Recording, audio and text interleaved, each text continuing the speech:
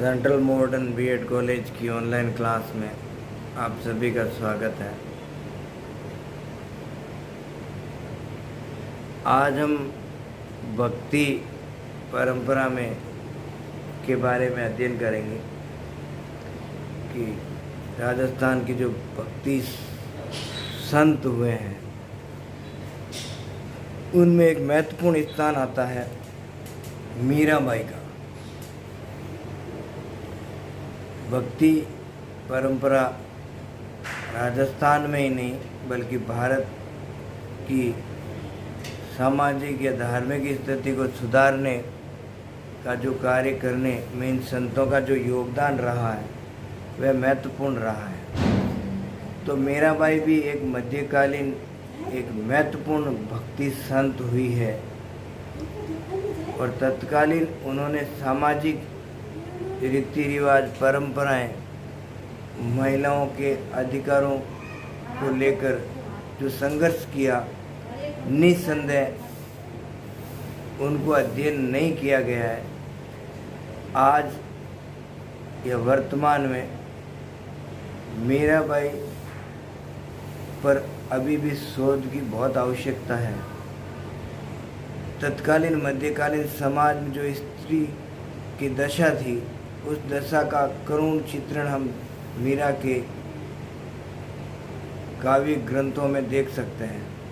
मीरा हिंदी, राजस्थानी और गुजराती की एक श्रेष्ठ कवियत्री रही है। उनके अगर काव्य के मुख्य गुण देखें, भाव देखें, भाषा देखें तो बिल्कुल सरल है, सरलता है उनमें। समाज में विशेष तौर से उन्होंने स्त्री समाज में जो बुराई है, जो बंदिशें थी, उनका उन्होंने प्रचार प्रसार किया और तत्कालीन समाज की जो रीति रिवाज परंपरा है उसको एक लाइन खींचने का कार्य किया या उस लाइन को क्रॉस करके आगे बढ़कर स्त्रियों के लिए जो परंपराएं थी, अंधविश्वास थे, रूढ़िवादिता थी, उनको अपने ग्रंथों में या उनका विरोध करके लोगों को एक नई दिशा, समाज को एक नई दिशा प्रदान की। मीरा जोधपुर के संस्थापक राव जोधा के पुत्र राव दूधा के पुत्र रतन सिंह की पुत्री थी। यानी रतन सिंह पिता, दूधा पोत उनके दादा और परदादा बात करें तो राव जोधा उनके परदादा थे। तो इस प्रकार एक राज परिवार से संबंध उनका राठौड़ राव जोधा की परपोती थी। उनका विवाह मेवाड़ के वीर शिरोमणि महाराणा संग्राम सिंह के पुत्र भोजराज के साथ हुआ और भोजराज की अल्पायु में मृत्यु हो जाती है। ऐसी स्थिति में मीरा कृष्ण भक्ति में लीन हो जाती है और कृष्ण भक्ति में लीन होने के बाद वह एक के बाद एक कृष्ण को ही अपना सब कुछ मान लेती है और इस कृष्ण भक्ति को में इतना वो रम जाती है कि उनकी ख्याति दूर दूर तक फैल गई और एक खुलकर वे अब भजन कीर्तन साधु संतों के साथ घूमना करना प्रारंभ कर दिया। इससे क्या हुआ कि राजघराने के मुख्य लोग या राजघराने के लिए बहुत बड़ी तत्कालीन परिस्थितियों में एक अपमानजनक बात थी। अतः मीरा को समझाने का भी कोशिश की गई कि भाई ये अच्छी बात नहीं है कि आप एक राजघराने में की महिला है और एक अच्छे रूप में, मतलब उस समय की जो परिस्थितियाँ थी, रीति रिवाज थे, परंपराएं थी, उस अनुसार आप विधवा हैं तो आपको विधवा की तरह जीवन जीना है। लेकिन वो तो कहती है कि मेरे तो पति है वो भगवान कृष्ण हैं, और कृष्ण भक्ति में वह लीन हो जाती है। और जब उन पर ज़्यादा बंदिशें की जाती है या उन्हें रोका टोका जाता है तो सामान्यतः मीरा मेवाड़ छोड़कर चली जाती है। तो इस प्रकार अगर देखते हैं तो मीरा ने बड़ी साहित्य रचना भी किया, जिनमें उसमें सबसे महत्वपूर्ण है नरसिंह मायरो, उनका द्वारा रचित जो ग्रंथ है।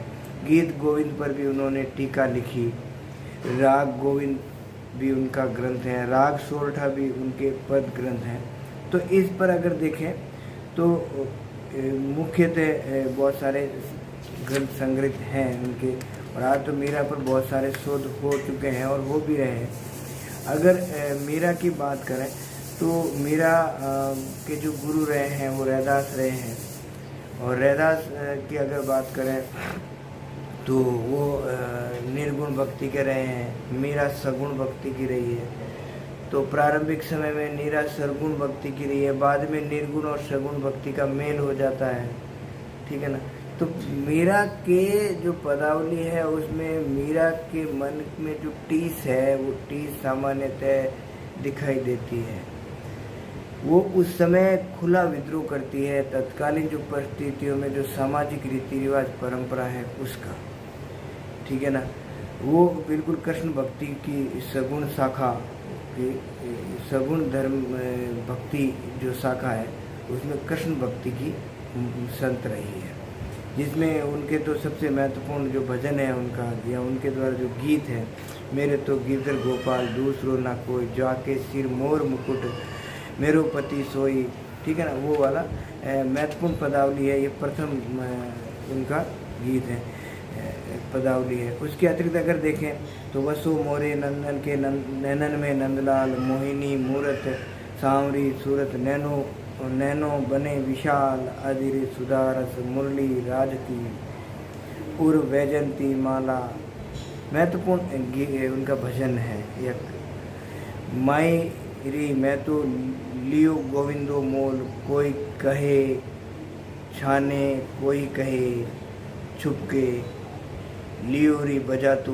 ढोल, कोई कहे मूंगो कोई कहे सूंगो, लियो री तराजू तोल, कोई कहे कारो कोई कहे गोरो, लियो अमूलिक मोल, यहीं को सब लोग जानत हैं, लियो री आँखें खोल, मीरा के प्रभु दर्शन दीजो, पूर्ण जन्म को खोल। मतलब इसमें इस प्रकार के भजन से मीरा ये स्पष्ट करना चाहती है कि उसने हृदय से कृष्ण को चाहा है, और उसके बारे में लोग कुछ कहे, लोगों की उसे परवाह नहीं है।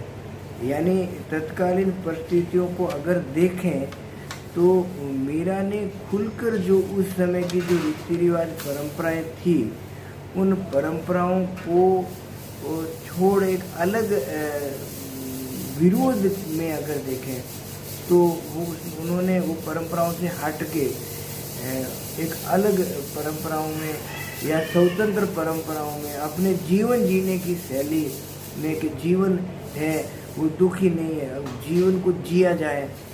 इसीलिए मीरा बिल्कुल जो सामाजिक परंपराओं से हटकर राणा जी उन्हें मारना भी चाहते हैं, आप देखते हैं, लेकिन वो उनसे नहीं डरती है, ठीक है ना।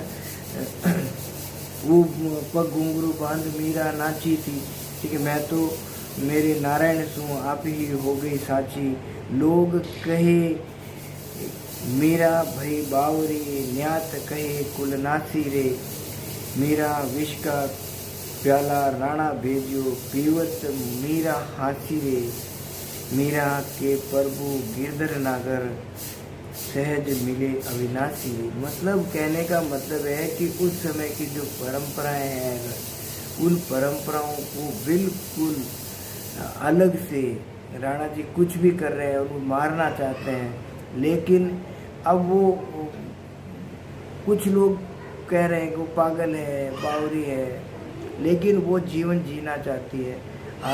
तत्कालीन परिस्थितियों में वह उन परंपराओं से हटकर जीवन जीने की बात करती है।